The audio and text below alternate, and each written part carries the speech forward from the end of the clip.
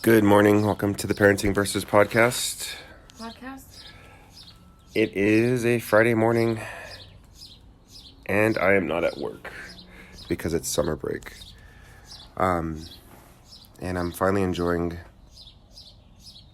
Okay, I was gonna say finally enjoying good coffee, but we just came back from Portland. But I'm enjoying good coffee from my house. For the past, a couple weeks, our coffee pot was broken, so we went to a French press, which a lot of people prefer French press, I guess, but our French press is kind of our emergency. It doesn't make enough coffee to satisfy our coffee. Yeah.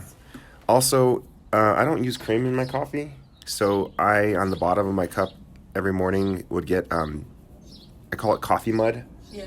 It's not grounds, it's just really finely... I hear children. So yeah, it's good to have drip coffee back. Yeah. Practical. So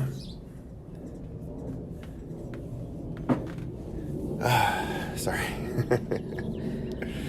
It is We haven't had an airplane on our podcast going by in quite some time.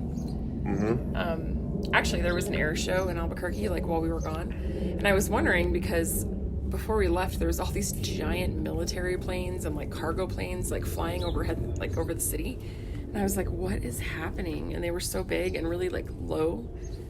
And it was just kind of crazy to see. And then I was like, oh, they're having an air show. It's not the apocalypse. All right. One of those planes that was flying in was huge, ginormous. It's a cargo plane. Yeah. Is it a cargo plane? Yeah, carrying tanks and stuff. Yeah. It was gigantic. And loud. So loud. Everything shakes. Yeah. So it's Kirkland. Is that how you say it? Kirkland? Kirtland. Kirkland is the brand of Costco stuff. That's a town in Washington, right? Yeah. Yeah, so Kirtland Air Force Base attracts a lot of air traffic. I think a lot of air traffic. I'm not sure. But yeah, it was pretty interesting to see some of those planes fly. It's one of the main military bases here in New Mexico, and so a lot of people that get stationed here, or they're getting sent out somewhere, they're sending supplies. I mean, it's just there's always something happening. I think it's one of the main reasons. I think it's one of the main reasons why Albuquerque is a large city. Yeah, probably. That and paired with Sandia Labs, big job providers.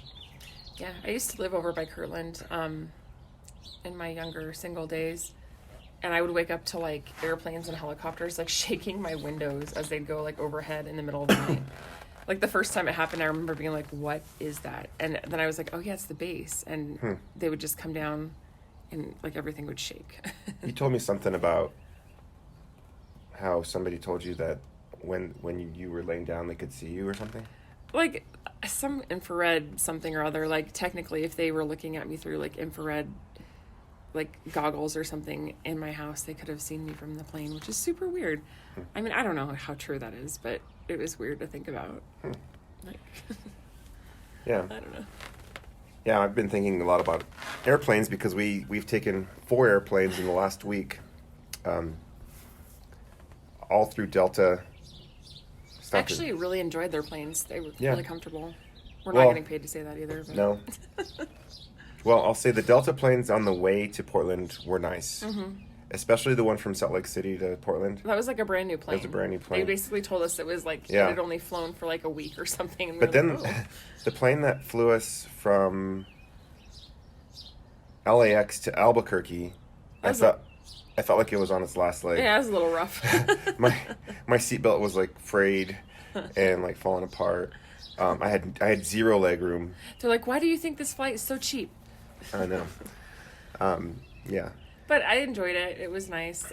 Nice to go up to the Pacific Northwest. We got some good weather actually up there, sun. A mix of sun and rain. So we got the full experience. We took some motorized scooters across the Tillicum pedestrian bridge, which was super fun. I have a lead foot, or a lead finger, I guess. I gotta get some more coffee. But yeah, it was really fun. We rode those around town. A couple of tourists. Our friend Erin met us from Denver up there. Had great coffee, just all over town. went to a couple of really good breweries, and of course, ate amazing food because that's what you do up there. And it's hard. Like, there's so many choices. It's crazy. Like, New Mexico, like, you have choices, but in Portland, it's like choices on choices on choices, and you're just like, I have no idea, like, where to even start with this. But yeah, it was great. And then we went up and saw some friends, and yeah, did the bar thing, did a tour of the Shanghai tunnels, which was super interesting. You can look that up if you are interested in that. There's tunnels under the city. Yeah, it was just like all around a good trip. Just did a lot of exploring and went to the beach. Beautiful. Beautiful. Yeah, it was a wonderful, wonderful trip. This is my third time visiting Portland. This is more than your third time. Yeah. I lost count a long time ago. Yeah. I noticed a lot of things in Portland. One of the things is the streets. I don't know if I mentioned that already on a recording. I feel like I have. You mentioned it to me. So, it's kind of bad. Was I talking to my wife or was I recording a podcast? I don't know. Technology. Well, I grew up in Santa Fe, and in Santa Fe there are, I want to say, 3 major streets, but 2 of them are really major. So there's, well, maybe 3 major. There's St. Francis Drive, which was built in the 70s, I think, and they knocked down a bunch of houses to do it. I didn't know that. St. Francis Drive has 3 lanes in both directions, all the way from I-25 in the south end of the city to the north end of the city, where it's just like a major commute lane. Yeah. And then there's Cerrillos Road, which is the really kind of main commercial drag. Like, Santa Fe is known to be like a new city. Not a new city. Old city. I don't know why I said new city. It's known as an old city, but the Cerrillos Road is like where all the new stuff lives. But everything else is pretty small. Like, Burnside reminded me of Guadalupe Street. Really? Yeah. Interesting comparison. Because Guadalupe is, it's like a main street, but it's like maybe 2 lanes in both ways. Mm-hmm. And a lot of times there's no median because like these roads were built before cars. Yeah, that's true. And Portland reminded me a little bit of Santa Fe neighborhoods in that like they're really narrow streets. There's not, I mean, that I know, that I recognize. I didn't see any really big streets like you see in Albuquerque. Maybe if you head out to Gresham. The Capitol Highway is pretty big. We didn't really head that way too much. Is that an interstate? Well, the interstates were big. And then Barber Boulevard, which we kind of went a roundabout way on it, sort of, but not. That's a major street too. And Macadam, Southwest Macadam Street is a big one too, but we didn't actually go on that at all. So yeah, that's like a waterfront street that takes you basically along the waterfront all the way out to like Lake Oswego and Westland and all that from Portland. But it's the lower street. The one that we took was the higher street where you could see everything. So. Oh, okay.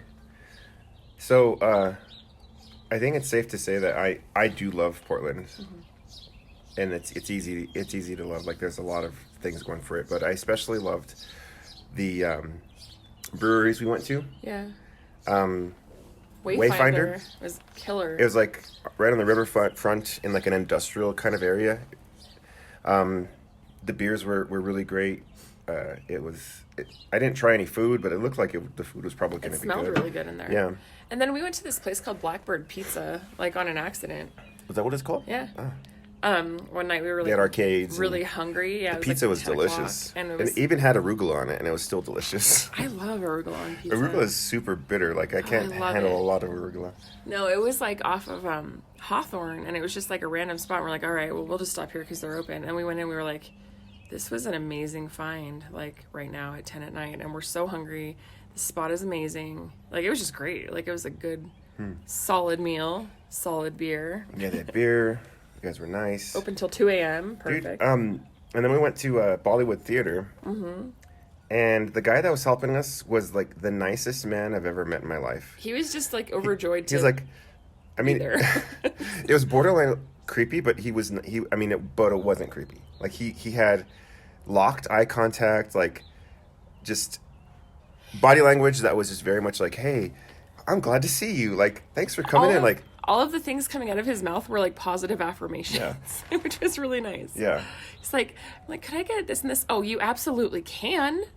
It's like, well, shit. All right. Wait, are you from Atlanta? Are you the South? It was really good Indian food. Really good food. Like zombies. Uh-oh, someone's crying. I think it's probably because of Luke. We're back to reality here, and it's hard. We'll be back.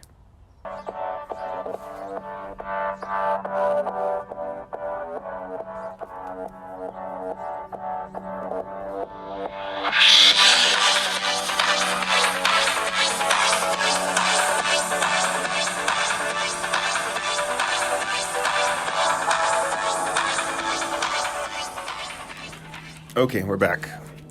What were we talking about, Portland? Yeah, so there was like some fun spots we went to, and I like wanted to highlight a couple of them. If that's cool. Yeah. So this is not. All right, so we had this tiki bar back in here in Albuquerque for the longest time. Bird's Tiki Lounge. Bird's Tiki Lounge. Rest in peace. Still our favorite tiki bar by far. It's gone now, but my friend Christina took us to a tiki bar in Portland, who I guess has like national acclaim in the realm of tiki bars, like whatever that means. Apparently it's like kind of a big thing, like there's tiki bar enthusiasts and stuff. So anyway, we went to Hale Pele, which is like this tiki bar in Portland, and it was fun. Not like Bert's Fun. No, not like Bert's Fun. More like formal fun, but like the drinks were amazing for tiki drinks. Like if that's your thing, like you need to check that out. For me, I like don't typically drink tiki drinks unless I'm on vacation. So it was fitting. Even in Portland. It was kind of funny though, because it was like raining outside and like cold and chilly. And then we like stepped in and it was like we were in the South Pacific and there was like steam and fire, and I'm like, oh, okay. Yeah. All right. If I wanted to compare tiki bars, though, I would say Bert's Tiki Lounge has something going for it.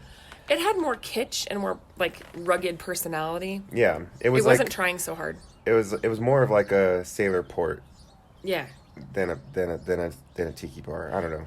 Well, Portland has a way of making things very Portland, and that was definitely a Portlandized tiki experience, if you know what I mean. No, I was saying Albuquerque was like that. No, I know, but what I'm saying is like Albuquerque is more dingy. But that's the point of a tiki bar, I think. Is to be dingy? Yeah. Yeah.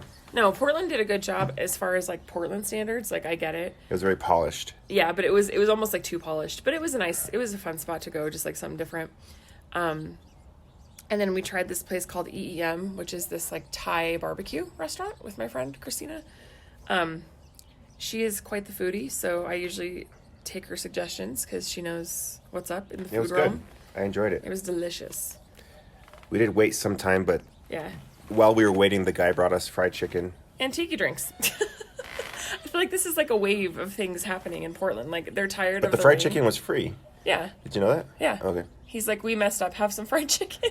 So it was like us waiting with some other people, and we got to know that we had to have like a little mini meal with some strangers. Yeah. So that was excellent. Yeah, and then there's always the favorites. We went to the Roxy for breakfast, which is still like by far my favorite Portland dingy greasy spoon diner in town. It's a drag queen diner.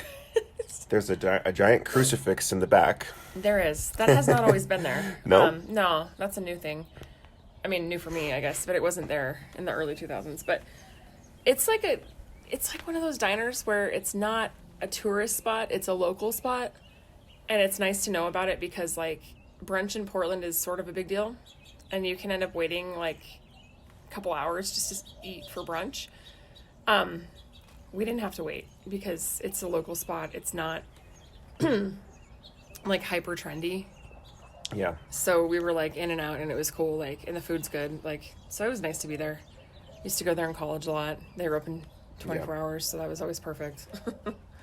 Their breweries are next level, though. Yeah, that's true. We went to Wayfinder we mentioned, and then what's the one we went to with Andrew? It was an eco brewery. What does that mean? I think everything that they make is made with like sustainable hops and like organic hops and things like that. And it was like a bike-in brewery. There's like a lot of bike stuff, and I'm not exactly sure what the theme the eco-centric theme was, but it was considered an eco brewery. Maybe they make all of their beer in a sustainable way. I'm not really sure. Do you Portland have the has coffee a- still? No. Portland has like a thing for everybody. I'm saving my hour. I'm saving my hour now Okay. for later. For later? Okay. I gave him an hour on the tablet. Yeah. It's good that he's pacing himself. It's like, look, I'm gonna conserve this hour. But he might think he still has a full hour. Yeah. I don't know. Whatever. It's summer. Yeah. We're sending him to summer science camp at the beginning of June, so I mean, Yeah, he'll be he'll have some occupied. structure soon enough.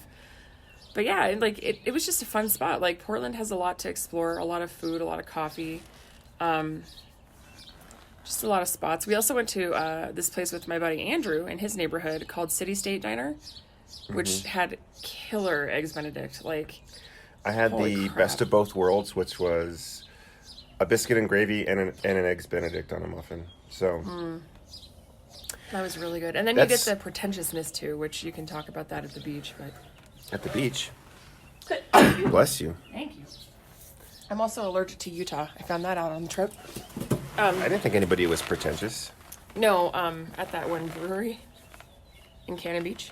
They were nice at that brewery, weren't they? After we said we weren't going to eat, the lady got super pissed. Did she? I didn't seem like she was pissed. Yeah, she rolled her eyes when she was walking away. You didn't see that? No, I did not. Yeah, she was not happy with us. Well, forget that. The mac and cheese was like $30. Like, not even joking. It was $30. Yeah. I don't even think we saw prices like that in Brooklyn, which is No, they easily could, but you know. it's next to it's familiar. So you see a brewery in Oregon, you're like, yeah, it's a go-to. They have beer. That's what I need. They have food. I know that. Even if you're visiting, like, you know what I mean? Yeah. That's when I first saw that. I was like, oh, it's a brewery. Let's go there. They're also located next to a really major, huge hotel, which means there's primarily probably tourists going in there, and they Right. don't know like where to go. So Yeah. it's like the first stop, and they're like, "Oh, I'm hungry. There's food." But the beer was beer. It was It was all right. it was fine. I didn't know that she was mean. Oh, she rolled her eyes. I as didn't she know walked that. away. So Yeah, whatever. we kinda Screw pissed them. her off. We went to I think it was called Bob's Fish and Chips down the road, and they Way had down the road. basically, I would say, looking at other people's plates that we're with, Yeah. basically the same quality of food, but it was much It's much like less. $6 And fish and chips. and they had beer tabs. Yeah, which is cool. I had clam chowder, and it was so good. Did it? Did you? I didn't Oh, even yeah. ask you. I I think was- we were mad at each other at the time. Who knows? But no, I had clam chowder. I always have clam chowder at the beach. It's kind of a thing for me. I don't I don't trust clam chowder like out of a can. Like at the store, I'm don't not gonna blame like buy it and eat it.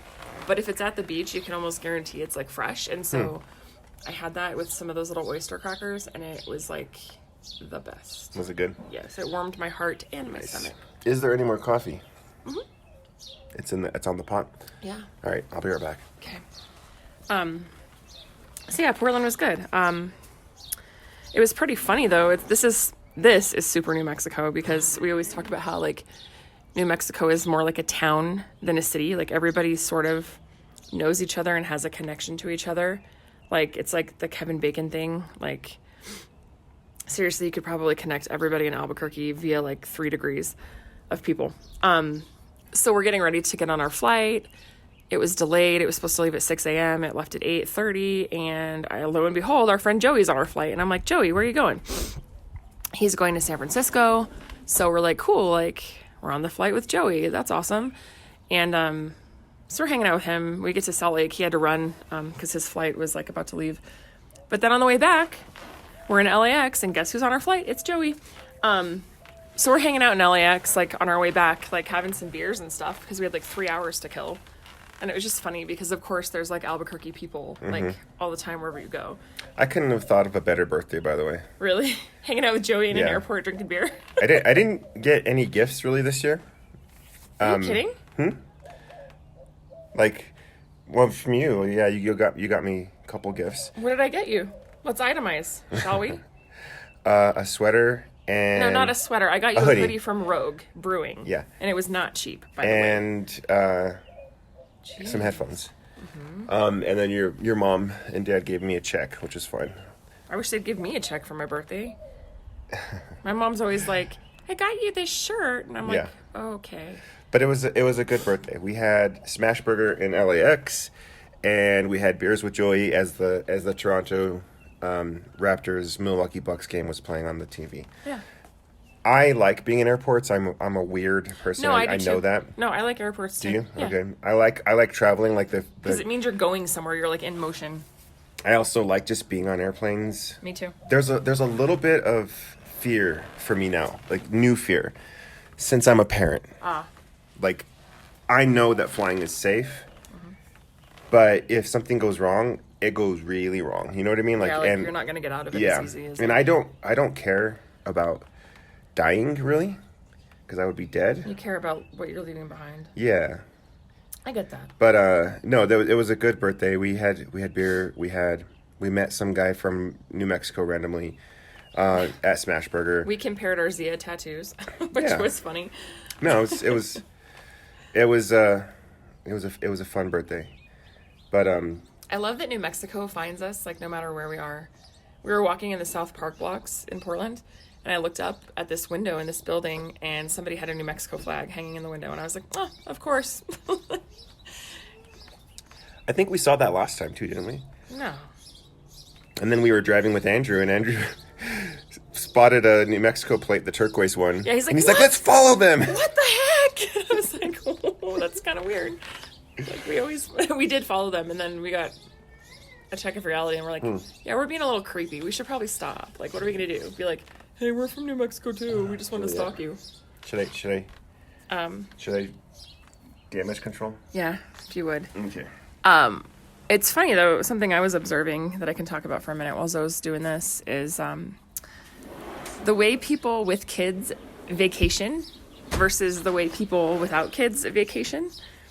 Our friend Erin came up with us. She met us. She lives in Denver, and she met us in Portland. And so we all got an Airbnb together. And it's so funny because, like, being a parent, like, I can't sleep in anymore. Like, I try. You know, I sleep until like 7:30 and I'm like, oh man, I really slept in today. And then I look at the clock and I'm like, oh, okay, well, it's like 7:30. So, but Erin, like, she doesn't have kids. Like, she's still used to like kind of going out more frequently than we do. And, you know, so she's like, when she sleeps in, like, she's like sleeping till like 10 o'clock, you know, which is fine. Like, I get it. But it's just funny because I can't do that anymore. Like, my body physically won't let me, even if my mind wants to. So, like, in the mornings, you know, like, Lorenzo and I would be up, like, really early because we're just used to it with kids. Like, you can't sleep in. And so we'd get ready and go grab a cup of coffee at some local spot. And then Erin would kind of sleep in, do her thing, and then we'd meet up sort of mid-morning or early afternoon. But that was actually also kind of a nice way to, like, break up the difference between, like, you know, like, letting Erin have, like, her time vacationing. Yeah, and then us having some time. And then letting us have our time together. Like, we hit Northwest 23rd, which is kind of a popular So we did street. 2 different coffee shops, right? There was the Good. Good Day Coffee, Good Coffee. I think it was just called Good Coffee. Yeah. Which was really good coffee. And then the other one was, I can't remember that one. Then on 23rd, we hit up Barista. Is that the name of it? Yeah, which is hilarious because this is just like a Portland side note. I have this bag. I bought it for going to New York because it's just more functional and it's like... Oh, so we did 3 coffee shops. Mm-hmm. I had this bag, right? And it's like a shoulder bag, like a sling kind of thing. It's like... It's leather. It's leather. It's Union Bay. Like, if you guys remember Union Bay in the 90s, it was like a really popular brand. Anyway, it's like whatever. I bought it for the functionality. For a trip to New York, and it's been to New York, it's been to Portland, whatever. I It's a like good it bag. because it seems functional. Well, that's what I like about it too. So I have it, and I'm in this like super hipster coffee shop in Portland. Like, I'm sitting there and I'm ordering my food, or my coffee, and the barista's like, you know, she's this young little hipster with her clear rim glasses, and she's like got her trendy crop shirt and all that. And she's like, old school Vans, which I'm still blown away. Like, those are trendy because, anyways, yeah, go ahead. no. So she's like, oh my gosh, can I just like ask you where you got your bag? And I'm sure she was expecting me to say something like super Portland, like, well, I got it from this homeless man under a bridge who also runs a boutique and he's a vegan and this is vegan leather. And also, like, I don't know what she was expecting me to say, honestly. But I was like, actually... Ross in Albuquerque. Yeah, I got it at Ross in Albuquerque. And I'm sure she was super disappointed by that response. Wah, wah. Or maybe that was obscure to her. I have no idea. But it was just funny because I was like, she was probably expecting something way cooler than what I just said. I should have lied. Whatever. But yeah. Yeah, the coffee shops and the breweries and... What's the issue in there? She is 2 and needy. Yeah. Maybe you should put on like ponies or something for her in her room. I'll put Blippi on for her. Oh yeah, Blippi's the winner. If you have kids, I think we've said this before, but Blippi, Blippi, he's on YouTube. And he's this guy up in the Pacific Northwest who does these like kids learning shows. It's like New Wave Mr. Rogers, sort of.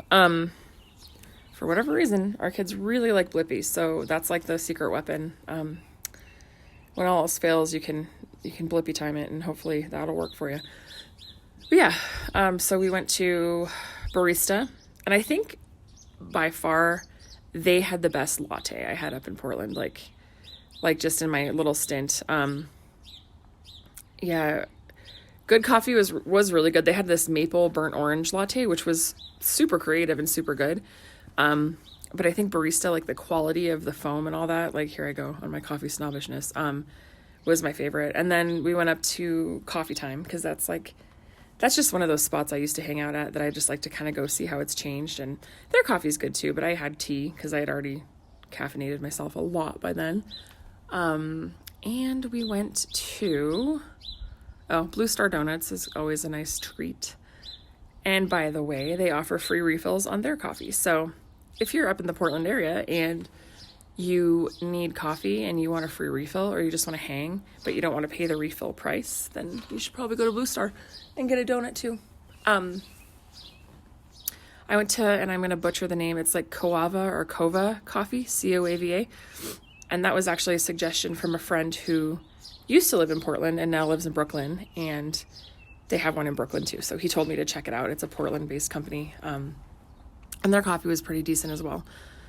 And yeah, so much coffee. I didn't even like hit the tip of the iceberg with how much coffee I probably could have had, and everything. But yeah, it was great. And then we went to here's the other spot I really liked. Floyd's Coffee. Downtown, Old Town Chinatown. It's this like really simple looking sign outside. Like, I don't know that I would have known it was coffee unless I like looked at the sign. But it's this really cool spot downtown, kind of near the waterfront, and they had a really good setup. And their building was really neat. It was like inside these old, an old building in Chinatown. So it's like big brick, exposed brick building, hardwood floors, very old school. And in the little alleyway on the side, they had a little patio where people could sit. But then further back, they had this like Zen garden kind of hidden within these two buildings. It was just neat. That was a really nice spot too. Lorenzo and I went there just to kill some time, and it was a little gem we came upon. So that was neat. I keep saying neat today, and I don't know why. But anyhow, we are back here in Albuquerque now, and it's weird, like readjusting to the pace of life and like the style of life here versus other places. Not just Portland, but other places in general. It is slower here, and that's not necessarily bad. It's just when you're used to going, it's a little harder to be like, okay, slow down. Like, not everybody's running at that speed here. But like Lorenzo said, it's summer, so he's off work, school, whatever. And we're just kind of thinking about like our summer plans and like what we want to do with the next couple months. Yeah, of course. I put Blippi on. It was the wrong Blippi. Oh, did she want the ice cream truck And one? then she was soaking wet. Oh. She said that. I'm soaking wet, so I changed her. Poor baby. Yeah. So, did you wrap up Portland? I did. Okay. Unless you had anything to add. No, I enjoyed Portland. I always enjoyed Portland. I love Portland. Portland was fun. Yeah, it was a good time. I thought it was nice. Nice change. Back home, though. Mm-hmm. So, let's get into the nitty-gritty. Here we go. I recorded a YouTube video this morning. Did you? Yeah. It's kind of a thing for me. So, I was telling you last night that I like to emotionally vomit all over the place. Like, chunks sometimes. And it's really nasty, and nobody wants to see it or hear it. And good Lord, what the? Get me warm. Get you warm. Here, let's get you in there so you can get you I will warm. get you a shirt, okay? Okay, I am gonna. What's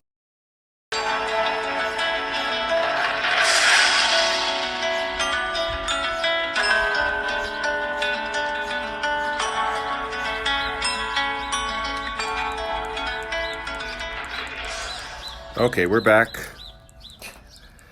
I don't mean to get so upset and angry, but it's like.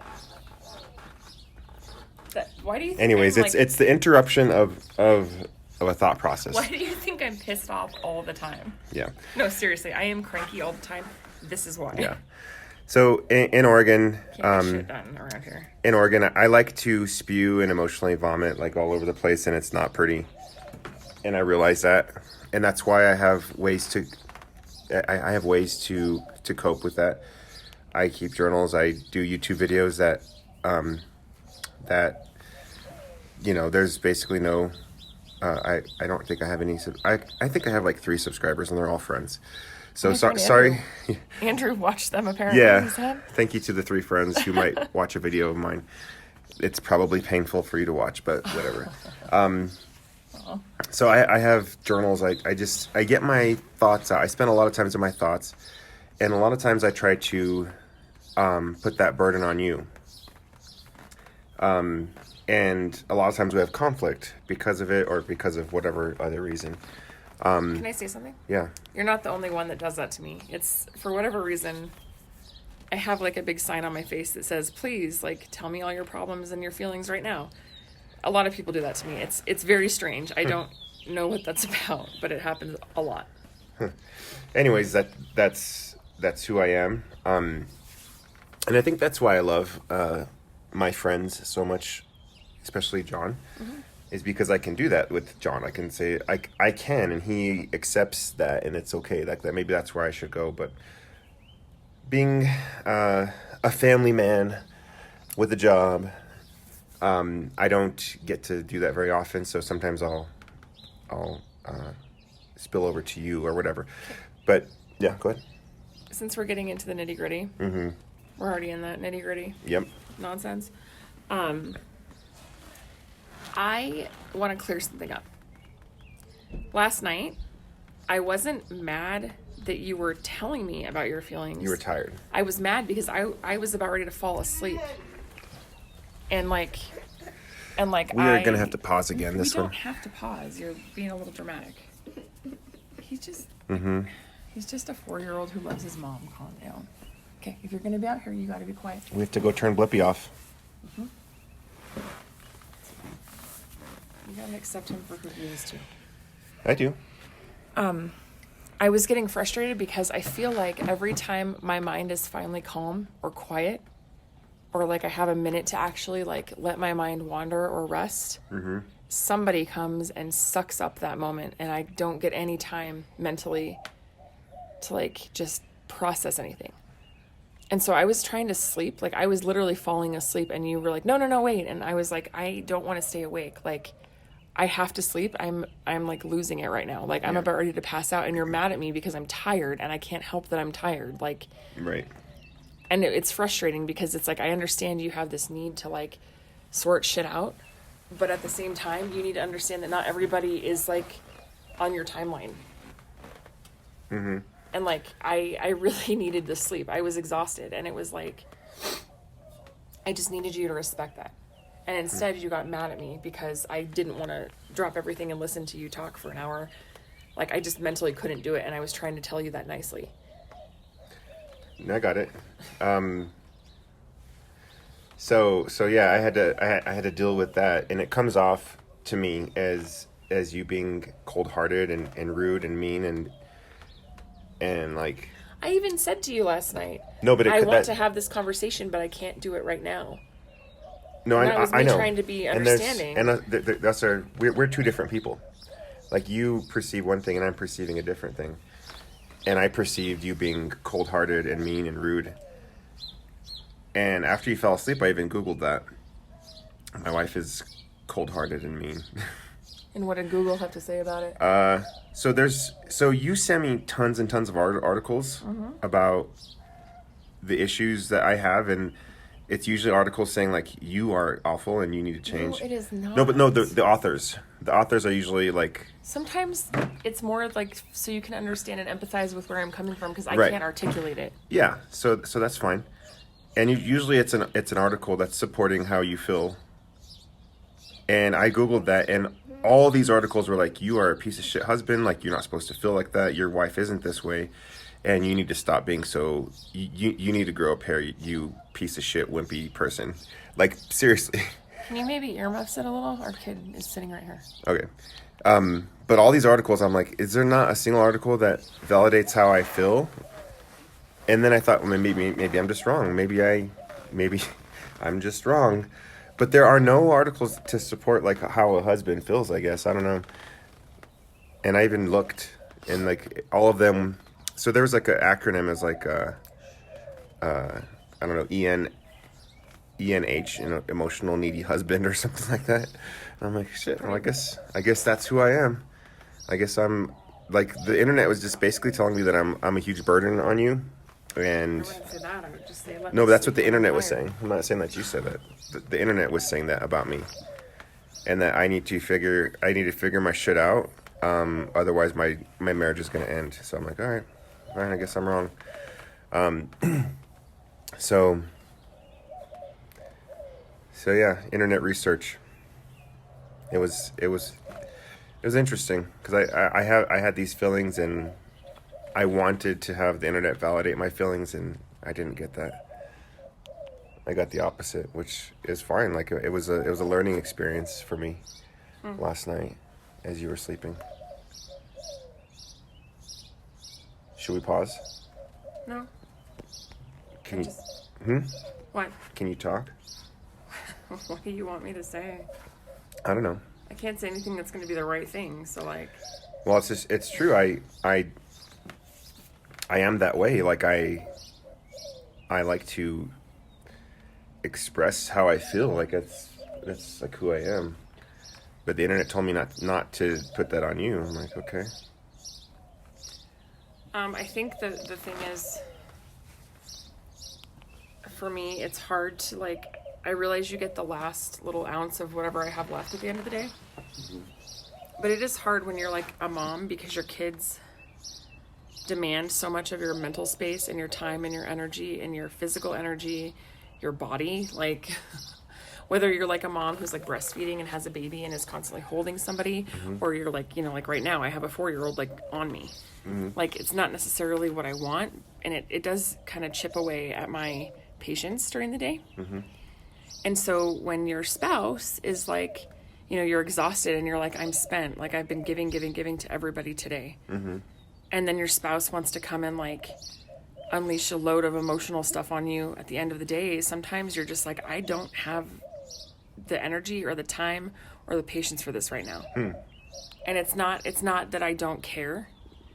It's literally like, I'm on burnout. I'm spent. I'm done. Everything I have is gone. Like, there's nothing left. And that's why I try to, like, with you and I, like, keep our date nights consistent. Like, when we go, have a beer together, or we go just, like, hang out for a little bit while our parents have the kids for dinner time. That's why I do that. It's so that you have time to genuinely talk, and I can give you my attention, and I cannot be distracted or exhausted. Right.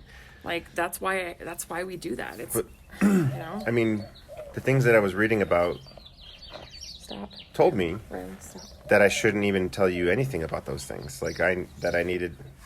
Can I read a little bit to you? If you must. I mean, we're over halfway through the podcast. Riley, do you need to go inside?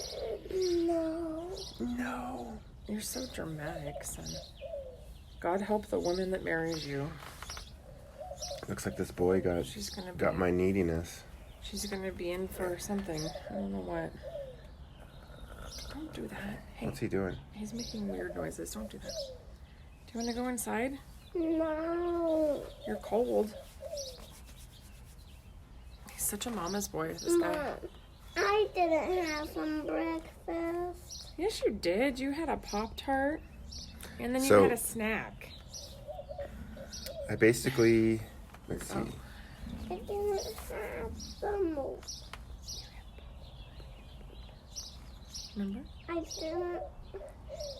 I don't like.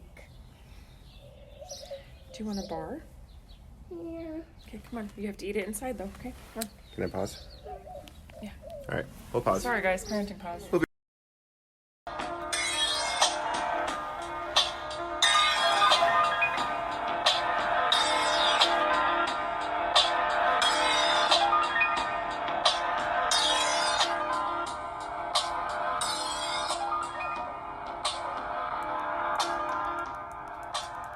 Okay, we're back. Kids are getting antsy, so we'll probably wrap up pretty soon, but Dude, this rabbit is not scared of anything. no. There's a rabbit, a wild rabbit in our backyard, and he's like just hanging out. He's getting pretty close to us, and I'm Right. like, wow, you are not afraid. Yeah. Cool as hell, actually. So you fell asleep last night. I was Googling, and I pulled up this article, and I don't know what the, oh crap. Yeah. I don't know what this website is, but it's called The Good Men. Let's see. I don't know, like, really who puts this website up, but it's called The Good Men Project. The conversation no one else is having. Okay. Anyways, it's a Interesting article. tagline. Yeah. It's an article by Steve Bunny, don't eat that. Steve Horsman. Uh-huh. It says, "Is your wife ice cold while you're a hot mess?" Well, that's pretty straightforward. So I was reading this article. I'll just read a little bit of it. Go for it. This article is bound to tick off idealists who believe it shouldn't be like that. Sorry, but for scads of married men, it is like that. The cold hard truth is millions of openly vulnerable husbands, or OVH. That's what it was. Openly vulnerable husbands. Why do we have to have an acronym for everything? I don't know. Face cold, distant, and disrespectful wives every day. Even in our highly evolved age, the year 2016 has brought more questions than answers to the modern marriage and the husbands I help. Shouldn't this be a two-way street? The typical email complaint I get from husbands sounds like this. My wife and I are really having trouble, and her anger seems to be dividing it. She has been calling me needy and hates me talking about my feelings in our relationship. She pulls away when I try to get closer to her, and she has been super disconnected. She says she feels smothered by me and my feelings. I thought we were supposed to show vulnerability to women. I thought we were supposed to be open with them and also accept their vulnerability. But she doesn't share anything with me. Shouldn't this be a two-way street? Answer: no. It's not a two-way street. Let go of what is supposed to be and choose to deal with what is. Your expectation that it should be a two-way street will only create more cold and vulnerable distance. Wouldn't it be nice if being vulnerable with your wife was easy? Sure it would. So would financial freedom, effortless sex, and world peace, and like those, it's a lot more complicated than you would like. And it keeps going on. And it talks about... So what do they say the solution is to that? Like, what, do they offer a solution or just some insight? Men and women should and must display equal amounts of vulnerability in order to create true intimacy. All women want a man who is willing to show his sensitive... Oh, no. These are myths. Those are myths. I was going to say that makes no sense. Yeah, those are myths. So here's the myths. All women want a man who is willing to show his sensitivity, fears, and tears for her to feel closeness, trust, and sexual attraction. If I wanted that, I would be a lesbian. I would just date another woman. Like, I don't think that's how it works, but it's selfish, unfair, immature, and evolved for a woman to be turned off by an OVH, overly vulnerable husband, openly. She should be the safest place to vent his emotions. And then it goes on. There's another part. Can you be both masculine and vulnerable at the same time? yes. Don't lower your expectations, just change them. So that's where it goes on, like like change. Don't be openly vulnerable to your wife. Stop being like who you are. What if it was like 0.5? Stop being a little bitch. That's basically what he was saying. Not in those So words. what do you do now? He says, by now you can choose to believe me or not. You can believe that women are negatively affected by your unregulated emotions or not. You can believe that you're able to develop control over your expectations, perspectives, and emotions or not. I'm offering this perspective for you to consider as a way out of the hot mess that you may be pushing her, that you may be pushing her further away. You may be thinking, I've forgotten the big question. Hey, what do I do when I need to emotionally vomit, damn it? Don't I deserve to share my fears, tears, and insecurities with anybody? Of course you do. Share it. Basically, he goes on saying, share it with your friends who are men. Don't dump it on your wife because she doesn't want to hear that shit. Is that supposed to make me feel bad? No, that's what he said. Okay. Well, I think that there's some truth to that, and I think that there's some clarification needed. Like, I know as a woman, because I am one. Surprise. Nobody's surprised by that. Oh, good. Not surprised. So I know as a woman, like, and I've been told by several people that I am a very independent and self-sustaining woman, and that, like, I'm not traditional, I guess. I'm not a very submissive woman. I'm a pretty stubborn and independent person. That being said, I know that, like, what's attractive in you is when you're strong for me, like when I need it, because there's a lot of times that I feel like I was telling you earlier, like overburdened, overwhelmed, exhausted, burned out. I know where I am strong for you, though. Can I tell you? Can I finish? Yeah. Is that okay? You stress details. Details don't stress me. I'm not a detail person. Like, if you have a thing to take care of that involves a deadline, like registering the car or getting insurance, that stresses you the fuck out. And for me, and I'm not being mean, like you're agreeing. No, I'm agreeing because I agree that, with you. for me, like, easy. Like, I have no issues with that. Like, I can have 5 deadlines in a row, in a day, boom, boom, boom, boom, boom. Like, they're done. See, and that's, I think, also a personality difference, too. Like, I know that in my personality and my personality type, I do better with flexible deadlines. Mm-hmm. And it's like, as long as I get whatever needs to be done, I will get it done. But holding a deadline, like a hard line over my head, does not make me productive. Mm-hmm. It makes me freak out, and it makes me be like, nope. Yeah. So anyway, you were saying? So, I think, like, women want a man that can be strong for them. Can we generalize this, or is it for me and you? Which would you rather? Because I could do either. So, because I don't think that all women are like you, and not all men are not like me. Okay, so let me talk about you and me. Okay. What I need is for you to be strong with me, and sometimes that involves being emotional too, and identifying emotionally with what I'm identifying with. But, like, some women just want a provider, or they want a man that's, like, very masculine and very, like, a man's man, and that's not necessarily what I want, but I do want to know that, like, my husband is capable and he can, like, hold it down, like, when I can't. Mm-hmm. And so I think when you're hyper emotional, or you're feeling like you need to emotionally, like, vomit all over the place, that places some doubt in me. Mm-hmm. And then I'm like, oh great, I have to be strong for you too. Like, I already have to be strong for our kids, and I have to be strong as a wife and a woman, and, like, and now I have to be strong for you too. And it's a lot. It does feel like a burden, but not in the way you think it does. Does that make sense? Yeah. So now I just have to figure out, I mean, I have figured out how to vent those things, and it is through my, journaling, and I guess blogging, and now vlogging. YouTube. Well, there's also an anti stance on that too. Like men that are super masculine and super machismo and don't show any emotion, that's also a negative. Like, that is not a good thing either. Yeah. You know what I mean? Mm-hmm. And so, like, you want to have a good balance of both, and, like, I think that's where that intimacy thing comes in. Mm-hmm. Like they were talking about, like, it's not that women don't care or we don't want to hear it. We just don't want to have to be your primary source of, like, strength because we already have a lot of people that demand that. Yeah. And so if you have guy friends or you have somewhere you can go to kind of like keep that balance, that's a good thing. Yeah. And I do have friends that I'm comfortable with. Like, I have at least 2-3 friends that I'm really close to, and like I can kind of just express to them what's on my mind, and they can do the same thing to me, and like we can listen to each other. And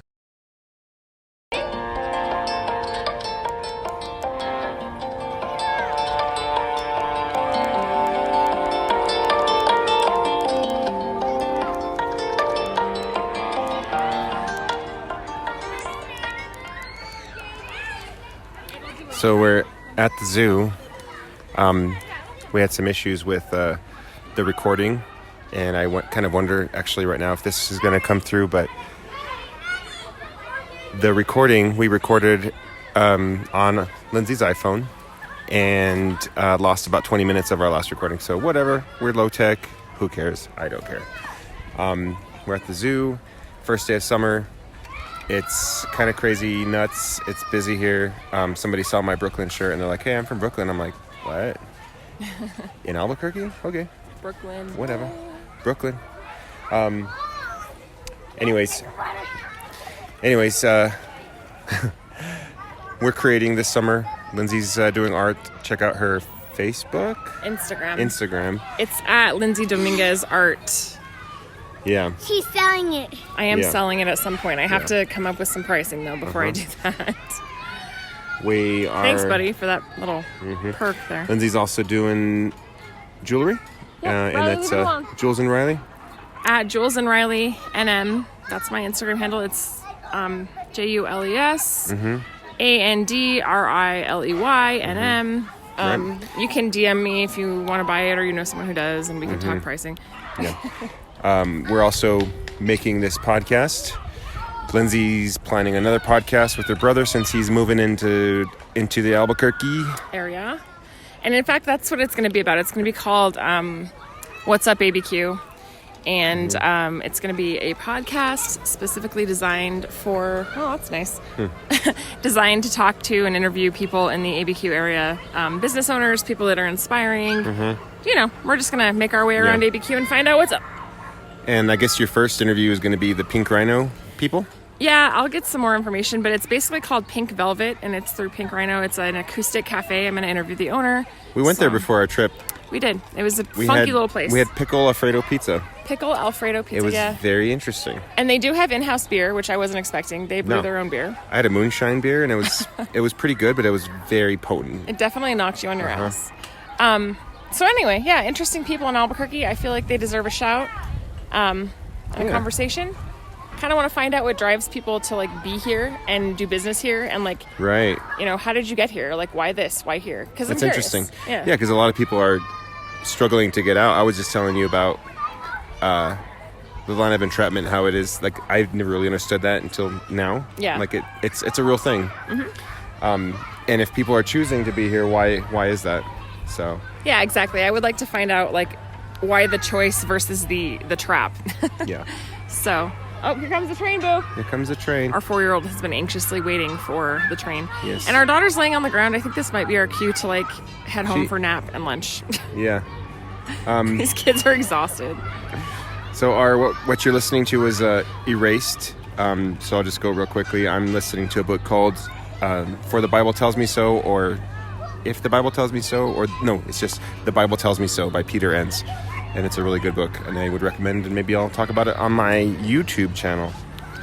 And you're listening to a book about murder? No, actually, I'm listening to a book about, it's called The Lost Girls. It's about Ariel Castro, the guy that kidnapped the 3 women in Cleveland, and how they escaped and what happened. And it's more about the women, thankfully, than his stupid ass, because he doesn't even deserve to be mentioned. It's terrible.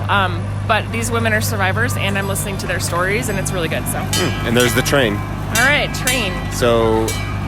Old number 63. Here we are at the zoo. Fun times. Yeah. Hi. Say hi to the kids. Juju, you gonna wave? There you go. Yeah, I have a feeling we're gonna be back here at the zoo. A lot. And I have a feeling that we're gonna be creating a lot more this summer, just because we're creative people and that's what we do. I hope some of our content is worth consuming. But I'm going to try to make things a bit better and while keeping our kind of unplugged sort of aesthetic. Yeah. And I think I have some tricks up my sleeves. Ooh, hey. So we're going to go with that. Anyways, I'm just as surprised as you guys are. Yeah. I am going to close out this podcast, but I imagine there'll be another one this week, maybe? Maybe we'll have some time. We're going to be more frequent, some date probably. time? Maybe? I feel like we've used up all our date time since we went to Portland. Yeah, that's true. But, yeah. All right, anyways. Okay. We are out.